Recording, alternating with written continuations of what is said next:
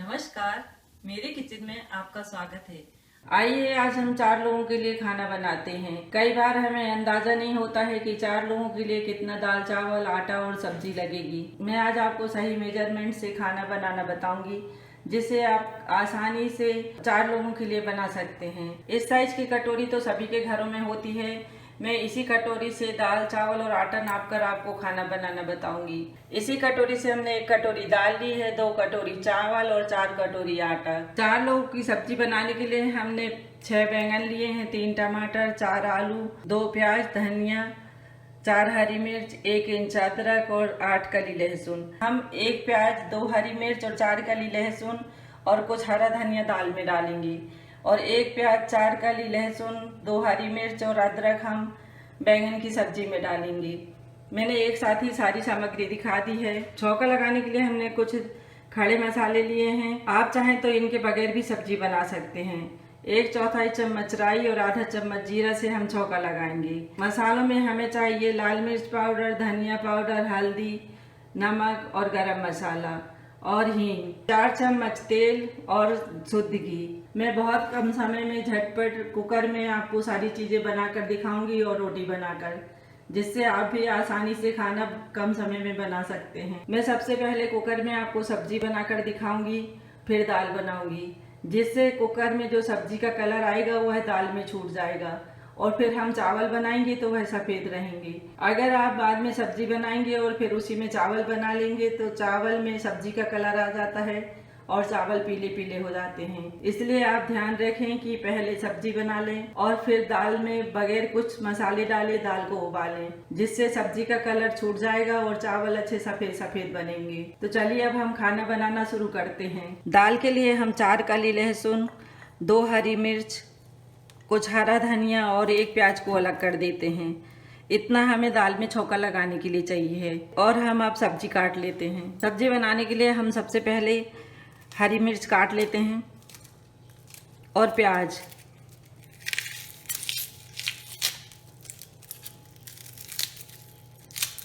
प्याज का छिलका निकालने के बाद हम प्याज को धो लेते हैं और हम प्याज को काट लेंगे।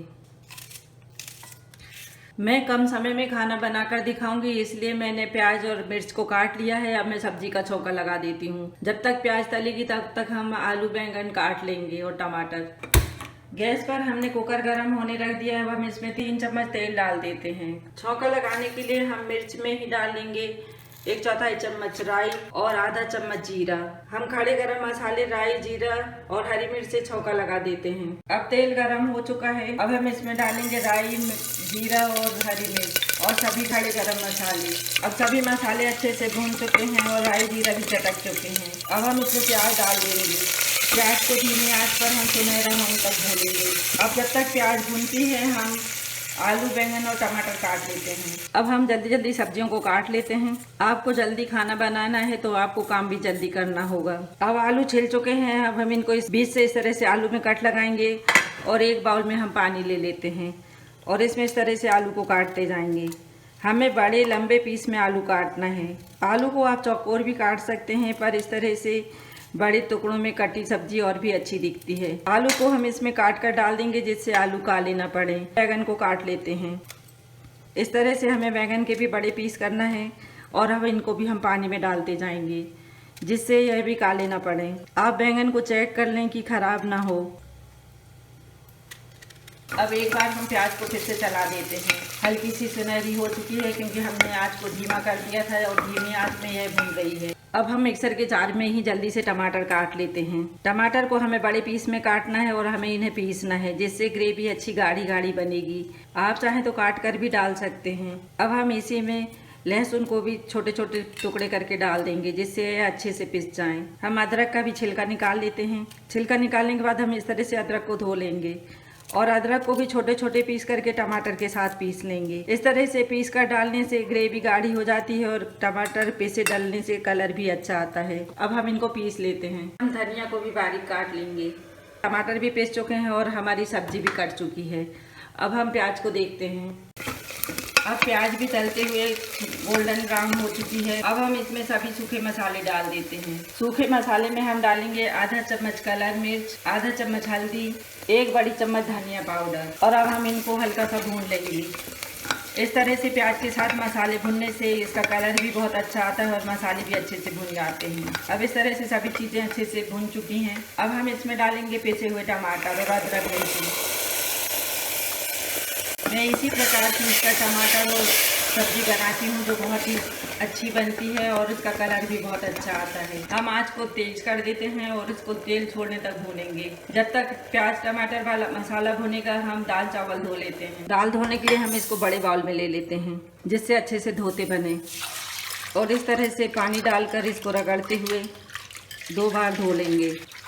डायरेक्ट नल के नीचे भी रखकर धो सकते हैं। इसी प्रकार अब चावल भी धो लेंगे। चावल में थोड़ा सा पानी डालें और इस तरह से हाथों से रगड़कर इसको अच्छे से धो लें।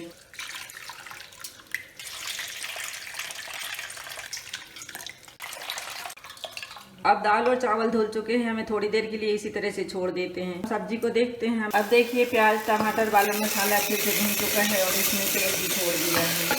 जब मसाले में तेल छोड़ने लगे तभी मसाला आपका भुना कहलाएगा। अगर मसाला कच्चा रहेगा तो सब्जी का स्वाद अच्छा नहीं आएगा।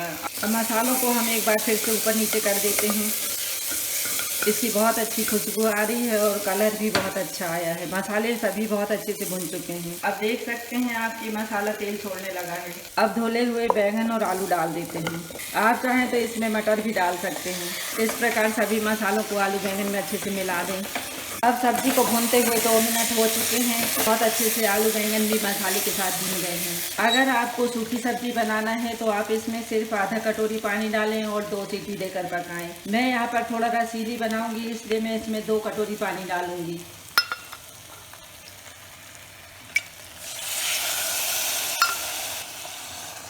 पानी डालने के बाद इस तरह से अच्छे से मिला दें सब्जी को।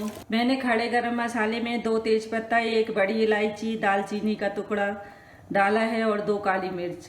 इससे सब्जी की बहुत अच्छी खुशबू आ रही है। अब हम 1 चम्मच नमक डाल देंगे और आधा चम्मच गरम मसाला, और फिर इसको अच्छे से मिला देते हैं। हमने गरम मसाला इसलिए अभी डाल दिया है जिससे इसका बहुत अच्छा स्वाद आएगा।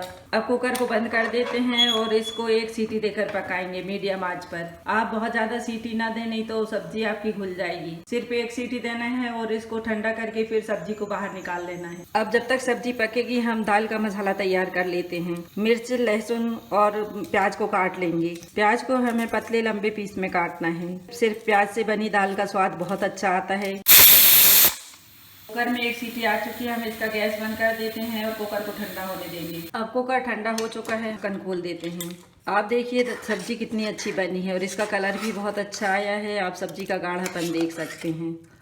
अब हम इसमें कटा हरा धनिया डाल देंगे। इस तरह आप भी कम समय में मसाले वाली आलू बैंगन की चटपटी सब्जी बना सकते हैं। हम सब्जी को सर्विंग बाउल में निकाल लेंगे। इस प्रकार की सब्जी को बनाकर आप रोटी, पूरी, पराठे और चावल के साथ परोसें। यह बहुत ही स्वादिष्ट लगती है, आपको बहुत पसंद आएगी। अब सब्जी बनकर तैयार है। इसको ऊपर से हरा धनिया डालकर सर्व करें। अब सब्जी को हम ढककर रख देते हैं और अब दाल, चावल और रोटी बनाएंगे। सब्जी बनाने के बाद हमने कुकर को धो लिया है। अब धुली हुई दाल को कुकर में डाल देते हैं और इसमें डालेंगे 4 कटोरी पानी।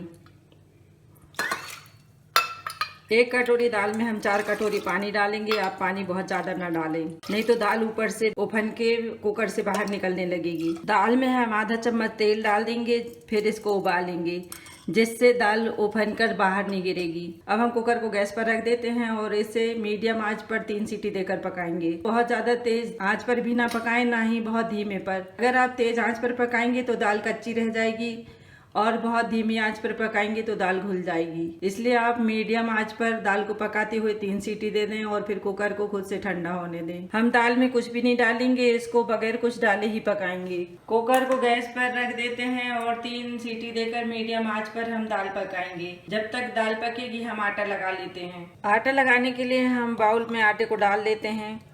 हमने 4 लोगों के लिए 4 कटोरी आटा लिया है। आप आटे की मात्रा कम ज्यादा कर सकते हैं। अब हम इसमें 1/4 चम्मच नमक डालेंगे। नमक डालने से रोटी का स्वाद और भी अच्छा आता है। और हम इस तरह से थोड़ा थोड़ा पानी डालते हुए आटा गूंथ लेंगे। आप बहुत सारा पानी इकट्ठा ना डालें। आटे से आप चाहे तो पूड़ी, पराठे या रोटी, चपाती जो भी आपको बनाना है आप बना सकते हैं। अगर आपको इस आटे से पूड़ी और पराठे बनाना है तो आप आटे को थोड़ा कड़ा लगाएं, और अगर रोटी और चपाती बनाना है तो आटे को थोड़ा नरम रखें। थोड़ा थोड़ा पानी डालकर आटा लगाने से आपका आटा गीला नहीं होगा। अब 3 सीटी हो चुकी है। अब गैस को बंद कर देते हैं, कुकर को अपने से ठंडा होने देंगे। अब आटा लग चुका है, अब हम इसको ढक देते हैं और जब तक हम दाल फ्राई करेंगे और चावल बनाएंगे तब तक आटा सेट हो जाएगा। हम आटे को ढक देते हैं। अब दाल का कुकर ठंडा हो गया है, हम खोल लेते हैं। देखिए दाल बहुत अच्छे से पक चुकी है। दाल का छौंका लगाने के लिए हम कढ़ाई गैस पर गर्म होने रख देते हैं। इसमें डालेंगे 2 चम्मच तेल। अब तेल गरम हो चुका है, हम इसमें डालेंगे आधा चम्मच जीरा और 1/4 चम्मच राई, हरी मिर्च और लहसुन। हरी मिर्च, राई, जीरा और लहसुन अच्छे से चटका लें और हम इसमें डालेंगे 1 पिंच हींग। चटक चुके हैं, अब हम इसमें डालेंगे प्याज। प्याज को हमें तलते हुए गोल्डन ब्राउन करना है। इस तरह से प्याज से बघरी दाल बहुत अच्छी लगती है। और इस तरह से जब भी आप प्याज से दाल बनाते हैं तो जब खाने लगें तभी आप इसका छौंका लगाएं, तो यह और भी स्वादिष्ट लगती है। हम आधा ग्लास पानी को गर्म कर लेंगे, जरूरत पड़ने पर हम दाल में डालेंगे। गर्म पानी डालने से दाल में पानी अलग और दाल अलग नहीं होता है। आपको प्याज को बहुत ज्यादा काला नहीं करना है, इसको गोल्डन ब्राउन ही करना है। हम दाल का स्वाद बढ़ाने के लिए इसमें आधा चम्मच शुद्ध घी डालेंगे। इस तरह से घी डालने से दाल का स्वाद और भी बढ़ जाता है। अब प्याज गोल्डन ब्राउन हो चुकी है, अब हम इसमें सभी सूखे मसाले डाल देते हैं। हम इसमें आधा चम्मच धनिया पाउडर डालेंगे, आधी चम्मच लाल मिर्च और आधी चम्मच हल्दी और 1/4 चम्मच गरम मसाला और आधा चम्मच नमक। मसाले डालने के बाद इनको 2 मिनट भून लें अच्छे से। अगर आपको बहुत देर बाद खाना खाना है तो आप इस तरह से प्याज को भून कर रख लें और जब खाने लगे तब मिलाकर फिर दाल को गर्म करें। अब हम दाल डाल देते हैं। कुकर में हम थोड़ा सा गर्म पानी डालेंगे और जो दाल बची है उसको इस तरह से डाल देते हैं। आप देखिए दाल कितनी अच्छी बनी है और इसका गाढ़ापन देख सकते हैं।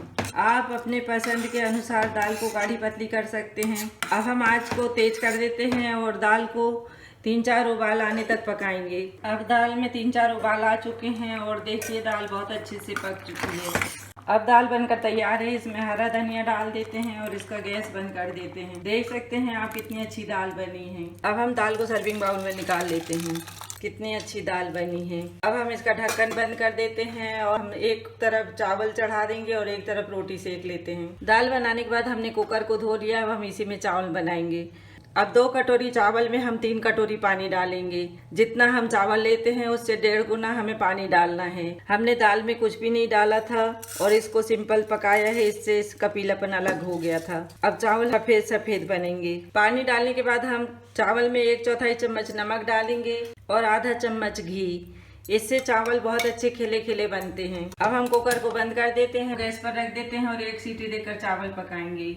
आप आंच का ध्यान रखें, मीडियम आंच पर 1 सीटी दें और कुकर को खुद से ठंडा होने दें। अब एक तरफ हमने चावल का कुकर रख दिया है, हम दूसरी गैस पर तवा रख देते हैं और इसमें रोटी सेक लेते हैं। जब तक चावल बनेगा रोटी भी सिक जाएंगी। अब हम आटा को थोड़ा सा पानी डालकर मसल लेते हैं। अच्छी रोटी बनाने के लिए आपको आटा मसलना बहुत ज़रूरी है।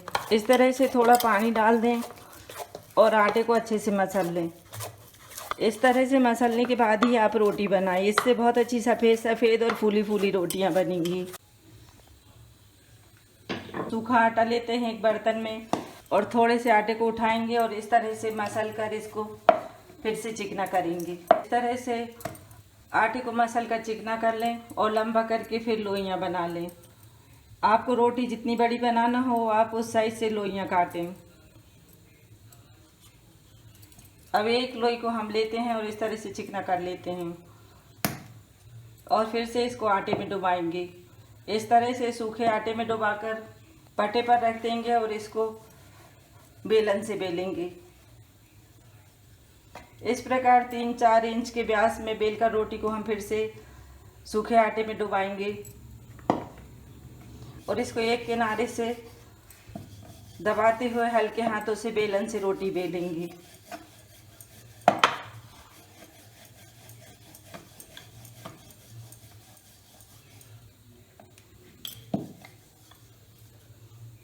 देखिए एक रोटी हमारी बिल चुकी है और तवा भी गरम हो गया है। अब हम रोटी को तवे पर डाल देते हैं। जब तक रोटी ये सेकेगी हम दूसरी रोटी को बेल लेते हैं। आंच को हमें मीडियम ही रखना है। इस तरह से फिर से आटे में डुबाकर 3-4 इंच के व्यास में हमको इसको फिर से बेलना है।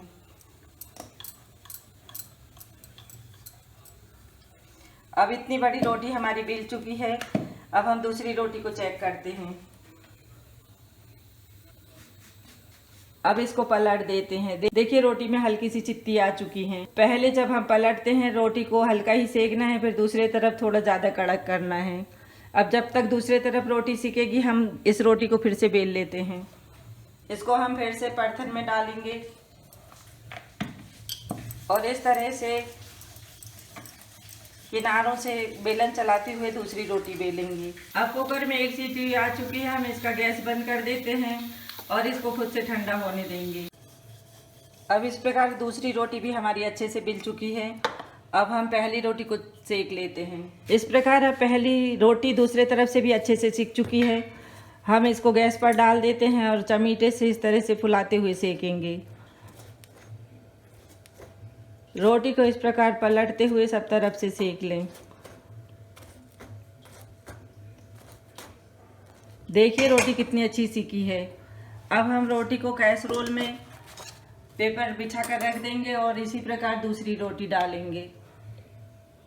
इसी प्रकार आप एक के बाद एक रोटी जल्दी जल्दी बेलते जाएं और सेकते जाएं।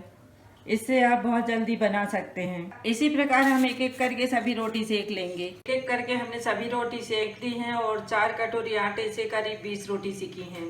इतनी रोटी 4 लोगों के लिए पर्याप्त है। अब चावल बनकर तैयार है। आप देख सकते हैं कितने अच्छे खिले खिले चावल बने हैं। अब हम इन्हें भी सर्विंग बाउल में निकाल लेते हैं।